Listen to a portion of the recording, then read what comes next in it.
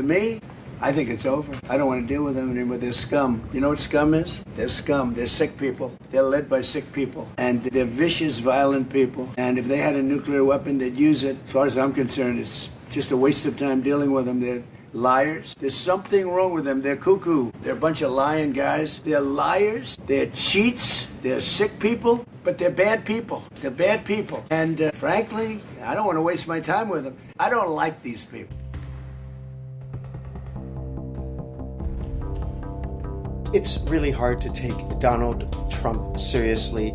Just a few weeks ago, he was going on and on about what a pleasure it is to deal with the Iranians, how they're reasonable and rational, and they seem to be interested in getting a good deal with the United States, and now they're total scum and he doesn't want to deal with them, and it's over. The memorandum of understanding is over, and they're begging for a new deal and so on. And it just seems like it's impossible to get this guy straight. I think that the best thing that the Americans and the Iranians and everyone else, the NATO partners, the countries of the world should probably do is just to ignore what this man says and look at his actions and look at his deeds and respond to those. His words seem to mean nothing, and his signature on papers and documents seems to mean nothing. I'm Borzu Diragahi. This is my podcast. It's called Badlands, and you can subscribe at borzu.substack.com. I'm also on Apple Podcasts, Spotify, and on YouTube. Today,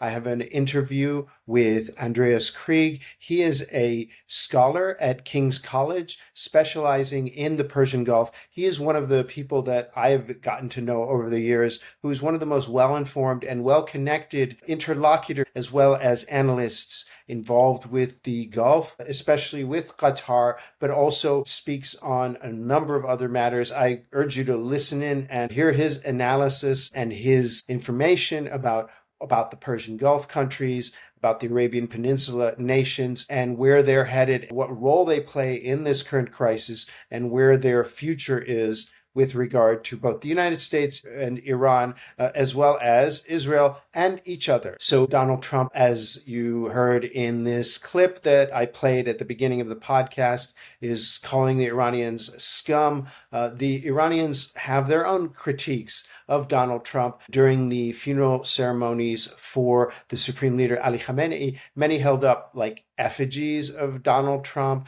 and there was talk of death to Donald Trump, death to America. So I think that the rhetoric is there. The rhetoric is there on both sides. I think the substance, though, is really important. And the substance is that the United States and Iran signed a memorandum of understanding a few weeks ago that is more than anything a memorandum of misunderstanding, because it seems like neither country is really abiding by the terms of the memorandum of understanding or interpreting the terms in ways that just advantage them. I think there's just a few facts that have to be put down. The United States attacked Iran on February 28th, 2026. And shortly thereafter, maybe 1 or 2 days, the Iranians moved to close the Strait of Hormuz. And not only to close it, but to take control of the Strait of Hormuz. And that has been the de facto position of the Iranians, is that Iran controls the Strait of Hormuz now. This is the cost of launching this war, is that we take control of the Strait of Hormuz for security reasons, for economic reasons, etc. And that the United States has been trying ever since that point to get it back to the state that it was before. And this was what the Memorandum of Understanding was all about for the United States. But that's not what it was all about for Iran. Iran was like, okay, maybe we'll consider some modifications to our role in overseeing the Strait of Hormuz in exchange for financial benefits. Other than a brief period under which the sanctions imposed by the U.S. on Iran's oil sales were rescinded, Iran has seen no real benefits from the Memorandum of Understanding. None of the promised items in the Memorandum of Understanding have been publicly delivered to Iran. That includes the unfreezing of assets and the removal of sanctions, or this, much ballyhooed $200 or was it $300 billion? I don't know, and it doesn't matter because it's never really going to happen. This stabilization reconstruction fund for Iran, none of that has happened. So basically the incentive is not there for the Iranians to reopen the Strait of Hormuz. Why should the world economy prosper? Why should the U.S. economy get back to normal when Iran's is not getting back to normal? That is the logic. Meanwhile, you've had these funeral ceremonies, not just in Iran, but also in Iraq. And I think that the ongoing ceremonies this week are going to even further boost the Iranians' perception of their own power, because you've had these massive crowds come out in Iran, in Iraq, and that will continue. You had crowds in Tehran, you had crowds in Najaf, in Qom, in the holy city in central Iran. You'll also have crowds coming in the city of Karbala. That's going to be a big event as well in Iraq, and that is going to have all sorts of themes of martyrdom, and the way that the supreme leader died at the hands of an Israeli airstrike is going to play into that. And that makes the Iranians even more confident, is that they've got strategic depth, they've got popular support, and now they're addressing the United States as a rising power versus a weak power. So anyway, I spoke a little bit about the Iranian situation and the airstrikes and the competition between the United States and Iran, as well as the recent NATO summit in Turkey with the U.S. and other world powers meeting to talk about military deals and various other security matters in an interview with Newsec. Mr. Dargahi, when it comes down to what we're seeing as far as these developments in the Gulf, do you believe that these neighbors of Iran will continue to or possibly retaliate against Iran as far as Kuwait and Bahrain are concerned? What more can you tell us? In mind, they've already retaliated by allowing their territory to be used by the U.S. for these ongoing attacks that are going on. They basically have warned repeatedly. They've warned the Gulf states, they've warned the United States, and they've warned the international community that if they are attacked, they will respond by hitting the U.S. allies in the region. That includes Bahrain and Kuwait. It also includes Israel. It includes also territories such as Jordan, which host U.S. bases as well. The Iranians were badly hit overnight, and into the morning, there were continued attacks by the U.S., by U.S. forces. Those attacks are not coming from nowhere. According to the Iranians, they're coming from the Gulf states because the U.S. doesn't have any other places to launch attacks from. The refueling ships, the satellite communications infrastructure, it's all in those Gulf states. So that is how Iran is responding. In addition, Iran can't hit U.S. energy infrastructure or ports, but the argument goes that the energy infrastructure and the ports that are in those countries, in Kuwait, Bahrain, United Arab Emirates, Saudi Arabia, are heavily integrated into the U.S. economy, co-owned by U.S. companies, so it's fair game, according to the Iranians. Mr. Dargahi, do you believe that as far as this responsibility to essentially assist NATO as far as spending is concerned, that this responsibility will be equally shared throughout this NATO summit? As in, do you believe that this NATO summit, which will urge allies to spend equally? What more can you tell us? Well, I think that's really not the issue. The U.S. wants the other NATO countries to spend more. And what that primarily means, as we learned during the NATO ceremonies yesterday, is to buy more weapons. In fact, the big highlights of this summit have been ceremonies where the Europeans announced that they were buying weapons from U.S. companies such as Northrop Grumman and Lockheed. And so this is basically what you're talking about. It's just more money for Donald Trump's friends. It's really about corruption and support for certain oligarchs that have huge interests in the defense sector. With regard to Turkey, I think that's a little bit more interesting. Turkey has been blocked by the Israel lobby in the United States from obtaining these weapons, obtaining the most advanced weapons that it wants to obtain. And now that the Trump administration and indeed much of the U.S. seems to have soured on the Israel lobby, there is movement towards providing Turkey these weapons despite the strenuous objections of Benjamin Netanyahu and the lobby in Washington. So I think that is kind of interesting that the power of the dollar is beating the power of the Israel lobby in terms of these weapons manufacturers. Just briefly, please, do you believe that right now, with regards to these vessels trying to transit through the Strait of Hormuz, that this should essentially not be the move moving forward? What more can you tell us, sir? I think there's going to be a blockade again. I think that the memorandum of understanding is quickly collapsing. Donald Trump said that it's basically effectively over. He insulted the Iranians, and the Iranians don't want to give up the pressure point of having control over the Strait of Hormuz, and so they're going to continue to exert authority over it, even as the Gulf states and the United States protests, and that is very bad news for global energy market. So here is that interview with scholar Andreas Krieg on the Gulf and its future prospects. He is a lecturer, senior fellow at King's College in London, but more importantly than that, he's not just an analyst of the Gulf. I would call him more an interlocutor. He is very well connected to people in the Gulf and actually served for a time as an advisor to the Qatari government. Dr. Andreas Krieg, thank you so much. Thank you, very kind. I mean, that's the reference to Qatar. That's almost a decade ago, but I've been back in London since. But yes, I maintain my networks in the region.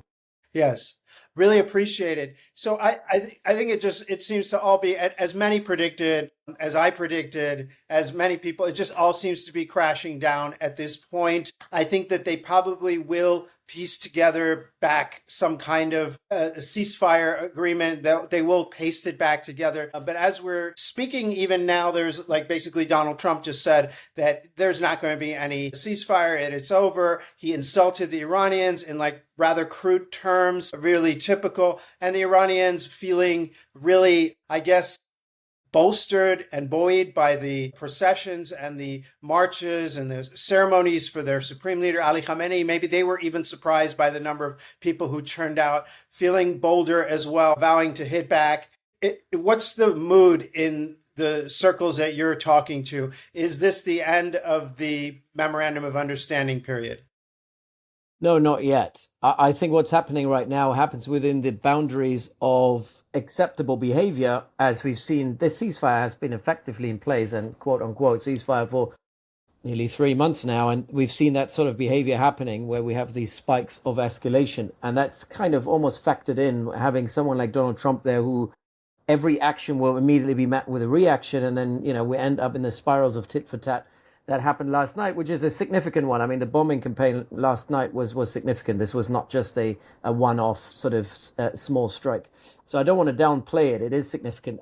So in my circles, very different. I mean, within countries, there are major differences. There are major differences, within Qatar. There are major differences in Saudi, in Oman, in UAE, in terms of where they want this to go, where they hope this is going to go. And also the fear that, there's some people who trust the process of thinking, we got an off-ramp, we just need to build on it. And on the other hand, you've got people who are saying this is never going to work because the Iranians can't be trusted and you can't trust the Israelis. And you've got spoilers on both sides who want to make sure the MOU is never going to be turned into a fully fledged treaty or agreement. From the mediation point of view, what I'm hearing today in Qatar, despite what happened yesterday with an attack on a Qatari LNG tanker, an Emirati tanker and a Saudi tanker, it's not over yet. The idea is that, you keep this going, and this is a Qatari designed MOU. So they really believe that this is the only way out. They don't see an alternative. There's no plan B. I would also downplay what Trump said. This was an off the cuff comment where he said, okay, MOU is finished and, we're ceasefire is finished. This is the sort of things he says without actually thinking about the implications. Because ultimately, he's already made it clear time and again that there isn't a military solution to this conflict that he started, and there's no military way out of bombing the Strait of Hormuz and getting shipping out. There's just no military option. There's no alternative to a negotiated settlement, right? In negotiation theory, you always talk about a BATNA, which is the best alternative to a negotiated agreement. It doesn't exist. There is no BATNA for engaging and entanglement, and coercion is only get us that far. The biggest problem with this coercion campaign from the beginning has been that the threshold of pain for Iran has been so much higher than the threshold of pain for the global economy, for the US, and for the Gulf states, frankly. And that's not going to change in the short term. Even if you invest in resilience, in divesting away from the Strait of Hormuz and bypassing and all that, none of that is going to have any effect in the short term. And the Gulf countries need to export, and they also need to import, obviously, but they need to export their oil to make money. And so ultimately, the Iranians have found a nuclear weapon which is just so much more powerful. with no threshold of actually that you need to cross in order to use it. I mean, there's a massive inhibition to use nuclear weapons, but there's no inhibition for them to actually fire a one-off projectile at a tanker, as they have shown, and they're ready to use it. And so you're in this very difficult sort of state of affairs where the Iranians don't want to make any concessions whatsoever, and saying we want to dictate our sovereignty on the Strait of Hormuz. And there is literally nothing that the Gulf or the US or the international community can really do about it.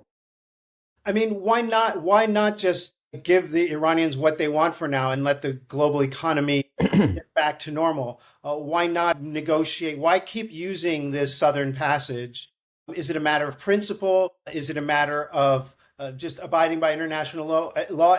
Some could interpret it as needlessly provocative at a moment when there needs to be other priorities at this point, other than the principles of international law and the rite of passage and so on.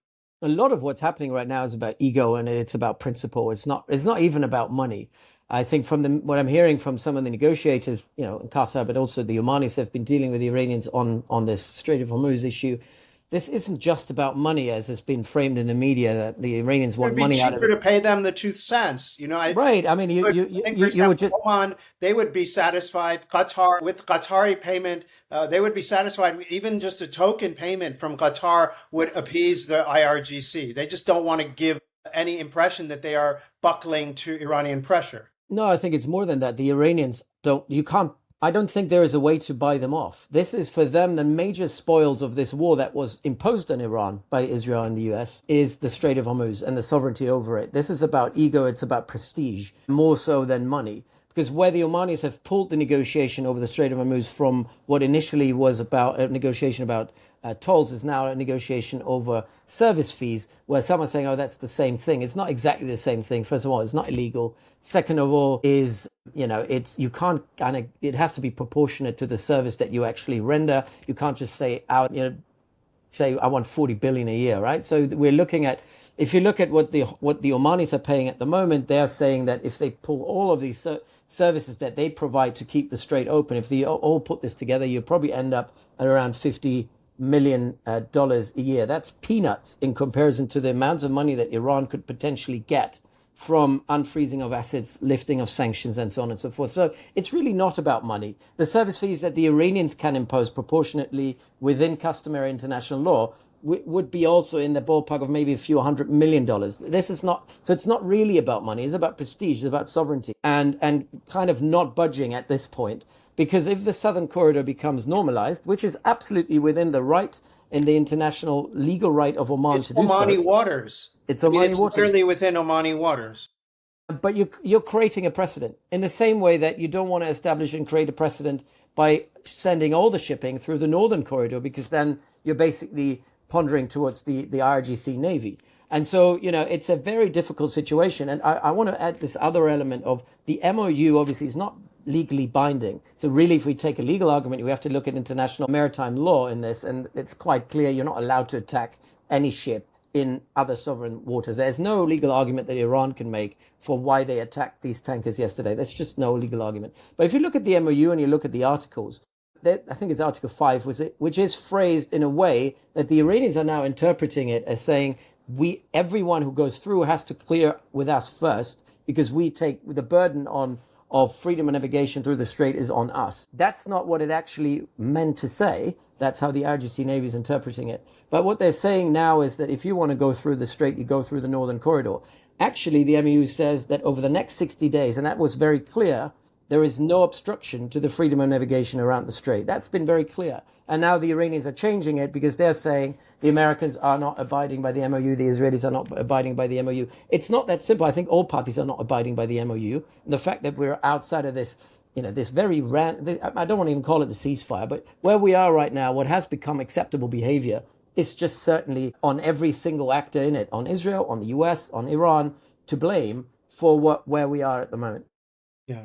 Within the Gulf, there is this rather dramatic kind of change that has taken place with the Gulf countries trying to maintain unity while at the same time trying to secure their own individual interests. And there seems to be this division that has been developing on the one hand between this let's call it a pro-American and implicitly Israel-aligned mini axis of UAE, perhaps Bahrain and Kuwait on the one hand, and then the Saudi, Omani, and Qatari. I wouldn't call it like a pro-Iranian, but they're just more kind of looking towards the R4, the quadripartite partnership, a little bit more skeptical about American power, and a little bit more hostile, perhaps, to the Israeli actions and posture. What do you think? Where do these countries come down, and how is this all shaking out?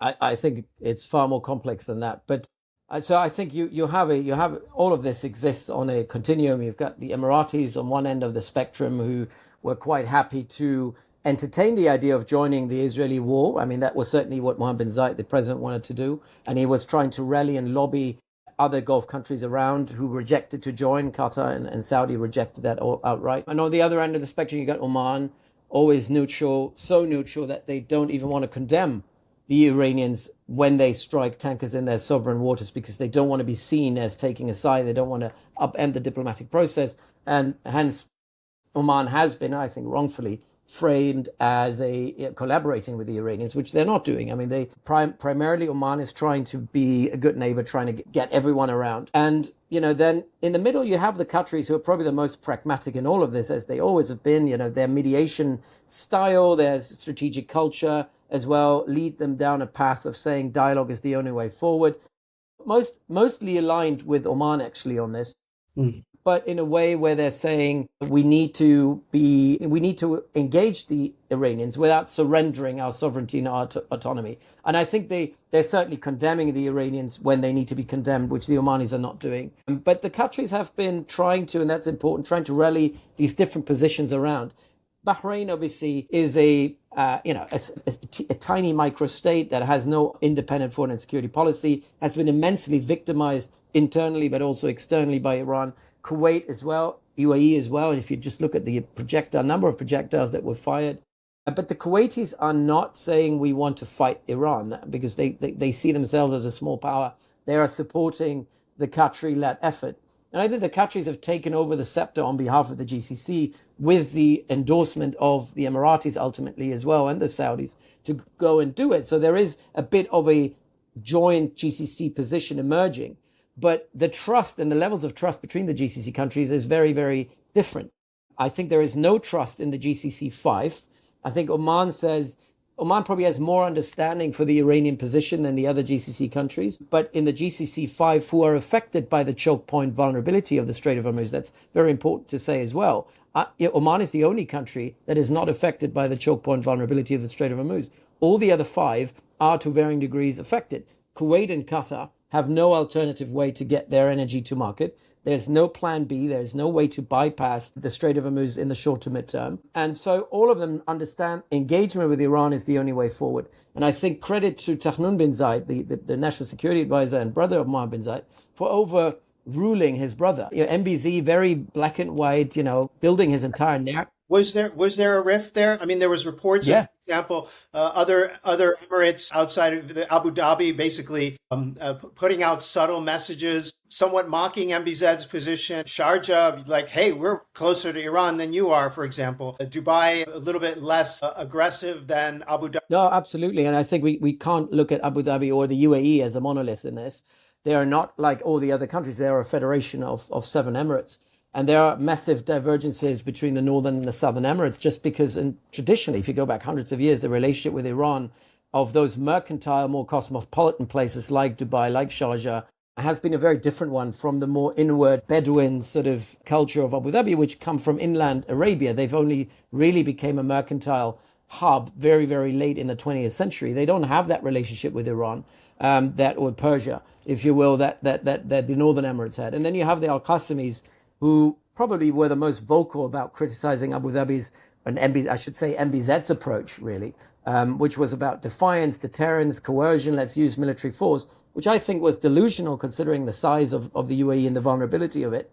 And Dubai was saying our entire business model is built around trade. It's about security and stability and predictability. Markets want that. And more war is not going to help us. And our economy relies on trading with Iran, and hence there was criticism there as well. But what I was referring to is actually, because obviously the hub of power in the UAE is in Abu Dhabi. Yes. It's the friction between Tahnoun bin Zayed's vision, which I would say is probably the most strategic mastermind in all of this, and then Mohammed bin Zayed, who's extremely ideological, zero-sum, Machiavellian, who said, we need to go down the path of strength and force and reset the balance of deterrence, which was, I think, illusional.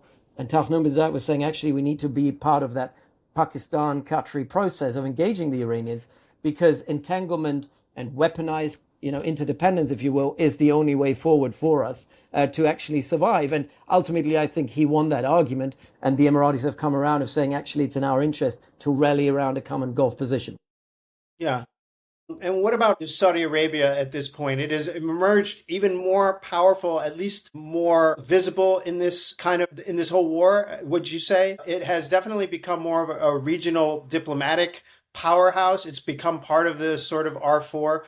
How would you say Saudi Arabia is viewing this whole situation? We'll note that the Iranians stopped months ago bombing Saudi Arabia in retaliation for U.S. airstrikes, whereas they did not stop bombing Kuwait and Bahrain, and only recently stopped bombing the UAE.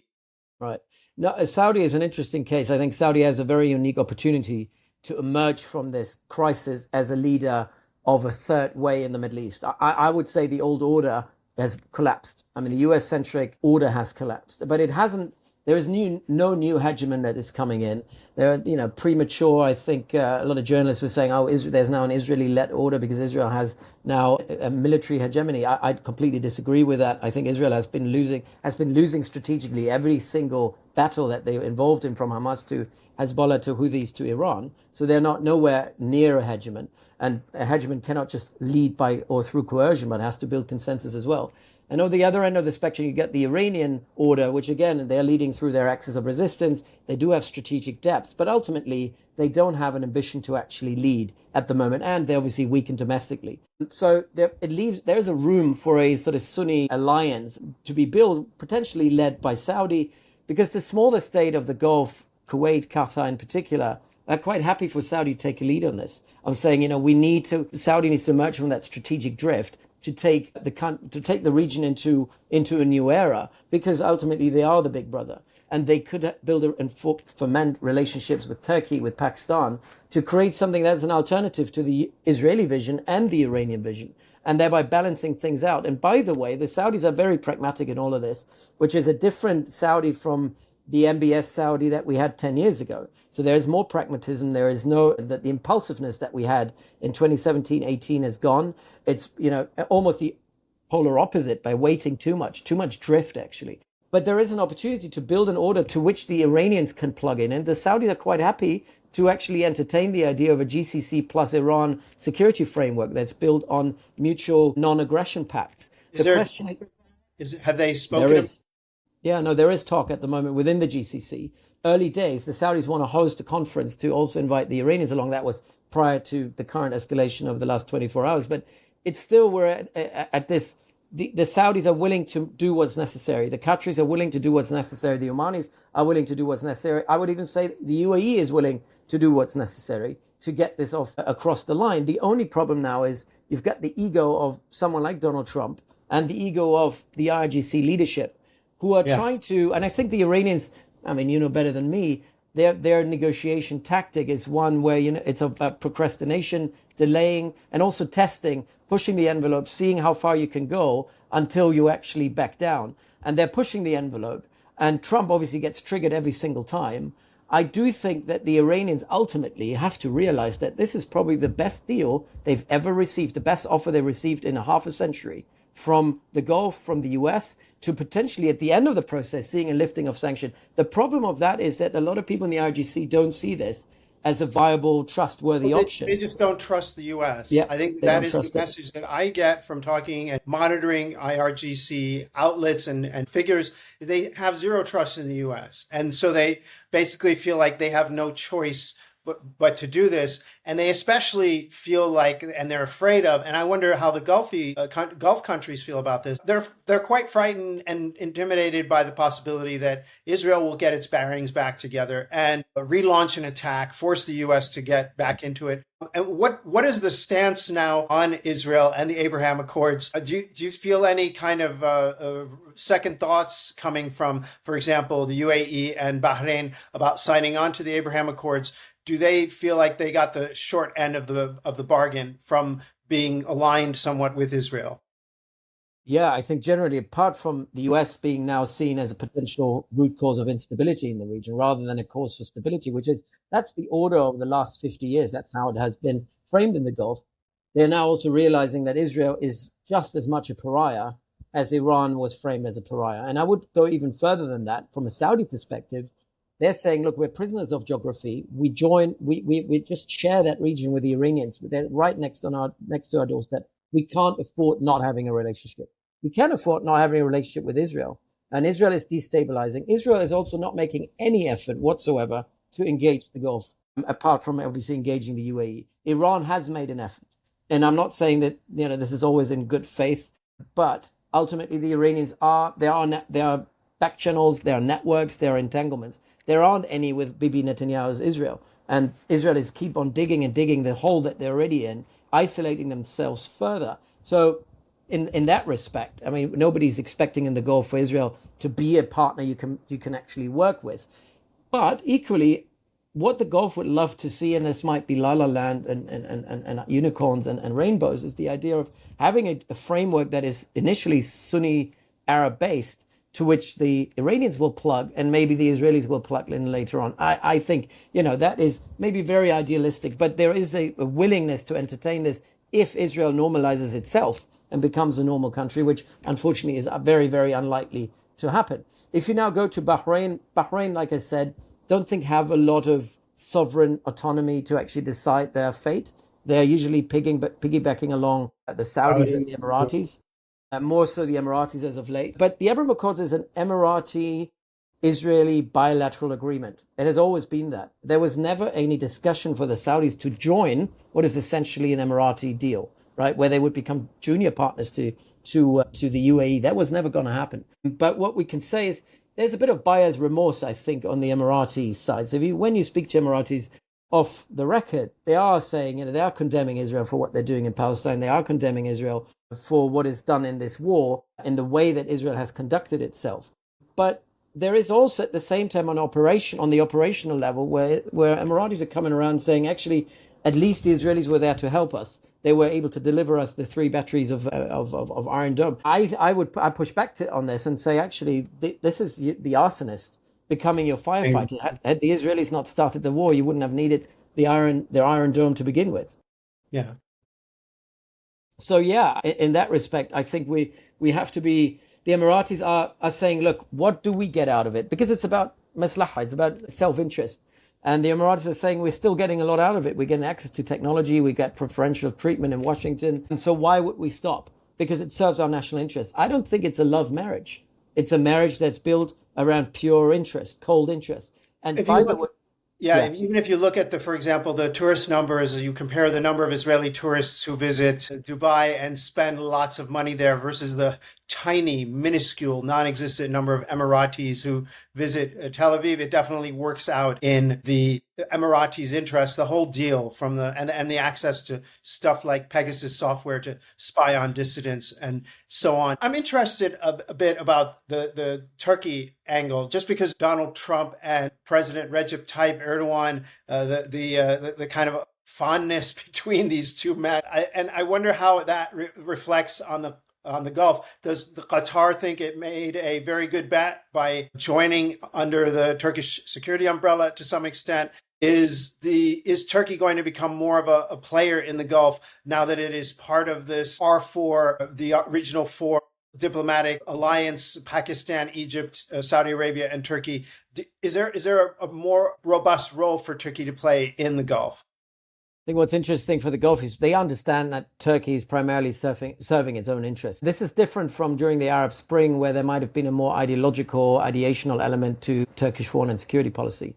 If you look at Turkey's behavior in Libya, for example, it's extremely self-interested, it's extremely pragmatic, and it's about, what is good for Turkey rather than what's good for the overall narrative that might have been very prominent during the Arab Spring. And so the relationship it has with the Gulf is no longer built around ideology as it might have been, 10 years ago when the Qataris invited the Turks over, when, you had the blockade by Saudi, UAE and Bahrain on Qatar, and the Turks kind of came in to support, where a lot of people framed this as an ideological, almost Islamist alliance. I mean, these days are over. It's about pure interest now. But there is the Gulfis do like Turkey as a sort of counterweight, also counterweight to the Iranians to a degree, a counterweight to Israel, and sort of a stepping stone to get into NATO. But equally, Turkey has been extremely hesitant to get involved and get dragged into this conflict. Yes, they still have boots on the ground in Qatar, but what did they actually add in terms of air defense and deterring the Iranians? Very little. So from a strategic deterrence point of view, I think the contribution was probably near zero. I think the UK with the RAF Joint Squadron has more of an input and a contribution to be made to Qatari deterrence and defense than the Turkish have done. But that doesn't mean it's in any way there any sort of second thought on the side of the Qataris. I mean, they've invested heavily into a very important Turkish defense industry, as have the Emiratis and the Saudis. And here Turkey can deliver quite a lot because their defense industry has really gone through the roof in terms of drone capabilities, in terms of platforms that they're developing, very sophisticated, comparative to some European producers and at a lower price, where they're open to having joint ventures with sovereign hedge funds, sovereign capital hedge funds in the Gulf. So all of that is an important part for Gulf-Turkey relations. But Turkey is going to do its own thing in the Horn of Africa, and when it comes to Somalia, there are alignments here and there between Turkey and Saudi over Sudan, and there are alignments with Qatar and Saudi over Syria. There are also alignments between UAE and Turkey, because they see that Turkey is an access point into Central Asia as well. And Turkey will not fight, against Iran on behalf of the Gulf. It's been very clear. But when it comes don't want to fight with Iran, period. Yeah. I think they tried that for a few hundred years and it didn't work out well for either country. Correct. And on Palestine, I think it's the last point I would make, that on Palestine, the Turks are playing an immensely important role in rallying the different Palestinian factions around. And the Gulf likes that. The Gulf appreciates that. The Gulf they do appreciate it, but they would have. The problem is, if you're a small state, and Qatar, for example, we always say, they're very hyperactive diplomatically, but the self-perception is they're still a small power, and they don't have an ambition of being a great power, a middle power. How many Qatari citizens are there? Just short of 400,000. So it's a borough of London in many ways, right? And it's impressive what they can do, but there are limits to it. Same for Kuwait. There's slightly more Kuwaitis there, but they have always looked to a bigger power to take over the burden of leadership, and they're quite happy to follow and support, whether it's the Saudis or the Turks. But there's a realization, even on Palestine, you need to have some of the major regional players, which Turkey certainly is, to pull the weight and instrumentalize them to get their way. What I think is also impressive is how little Qatar has been able to work the Trump administration and the Americans to get their way through, sovereign investments and just building networks into relationships. But there are limits to hard power. There has been, a little on the, And I guess I get the last question I had for you was about Lebanon. Is there a concern about what's happening in Lebanon? Do the Gulf countries care about Lebanon the same way they care about Palestine? I remember a time when I lived in Lebanon. Lebanon was the darling of the Gulf countries. It's where they invested a lot of money. They adored it. It was their playground. It really was their playground. I think that's less and less now as the countries become more and more unstable. But is there a concern about the continuation of that conflict and whether it could further destabilize the region and damage both reputationally and business-wise their prospects?